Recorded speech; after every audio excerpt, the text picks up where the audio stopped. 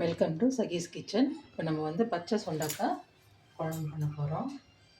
நான் பச்சை சுண்டக்காவை இந்த மாதிரி நறுக்கி வாஷ் பண்ணி வச்சுருக்கேன். அதுக்கு ஒரு 3 வெங்காயம் பொடியாக நறுக்கியிருக்கேன். பூண்டும் பொடியாக நறுக்கி வச்சுருக்கேன். எண்ணெய் போட்டுக்கலாம். எண்ணெய் கொஞ்சம் தாராளமாக போட்டுக்கலாம், நல்லாயிருக்கும். இதில்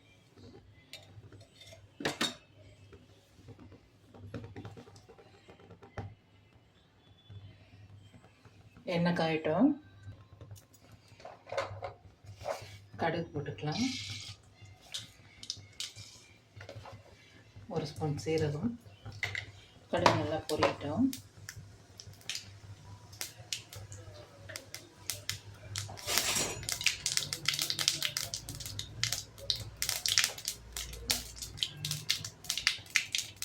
கட் பண்ணி வச்சுக்கிற வெங்காயம்,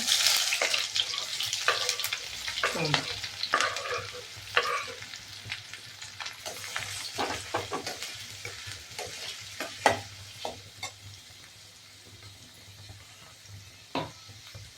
ஒரு 3 தக்காளி வந்து நம்ம மிக்சியில் அரைச்சிக்கலாம்.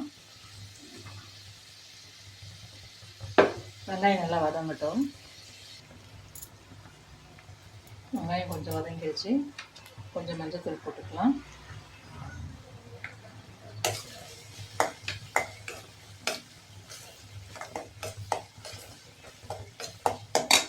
நறுக்கி வச்சுக்கிற இந்த சுண்டைக்காவை நம்ம போட்டோம். நீங்கள் இடிச்சு கூட இடிச்சிக்கலாம், எப்படினாலும் உங்களுக்கு எப்படி சாப்பிடுறீங்களோ அப்படி பண்ணிக்கோங்க. பச்சை சுண்டைக்காய் உடம்புக்கு ரொம்ப நல்லது, எல்லாருக்கும் தெரியாது. புளிக்குழம்பும் வைக்கலாம். நான் வந்து தேங்காய் அரைச்சி ஊற்றி பொரிச்ச குழம்பு வைக்கிறேன். இது நல்லா வதங்கட்டும். இதுக்கு தேவையான உப்பு போட்டுக்கலாம்.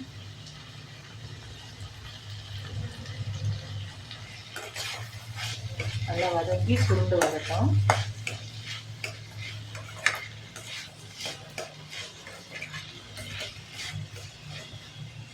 வெயிட் பண்ணலாம்.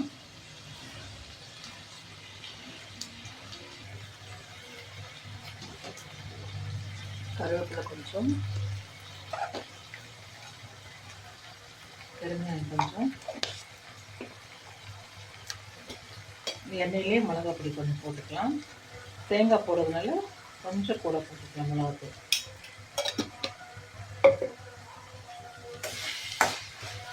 எண்ணெயிலே இந்த மிளகாய் பொடி வந்து நல்லா வதங்கட்டும்.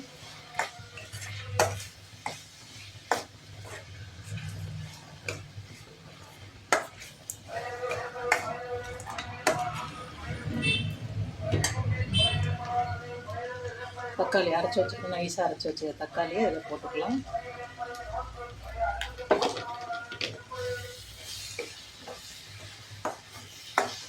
தக்காளி மிளகாத்தூள் நல்லா பச்சை வாடை போட்டோம். அடுப்பை ஸ்லோ பண்ணிவிட்டு அப்படியே விடுவோம். கொஞ்ச நேரம் மூடி வச்சோம் அப்படின்னா அது அப்படியே வேகும். அதுக்குள்ளே நம்ம தேங்காய் ஜீரகம் அரைச்சிக்கலாம். நல்லா பிரிஞ்சு வந்துடுச்சு.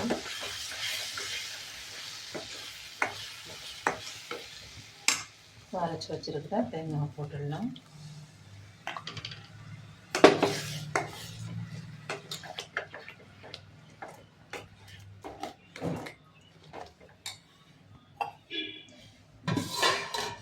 நமக்கு எவ்வளோ தண்ணி தேவையோ மிக்ஸி கழுவி ஊற்றிக்கலாம்.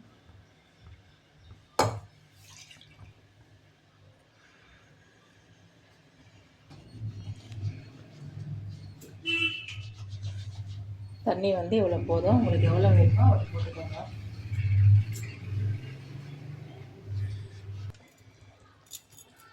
அதுதான் குழம்பு ஆயிடுச்சு. இந்த திக்னஸ் போதும். சாதத்துக்கு, தோசைக்கு, நம்ம எதுக்குனாலும் தட்டு சாப்பிட்டுக்கலாம். இப்போ நான் கொத்தமல்லி கொஞ்சம் போட்டுட்டு இறக்கிடுறேன்.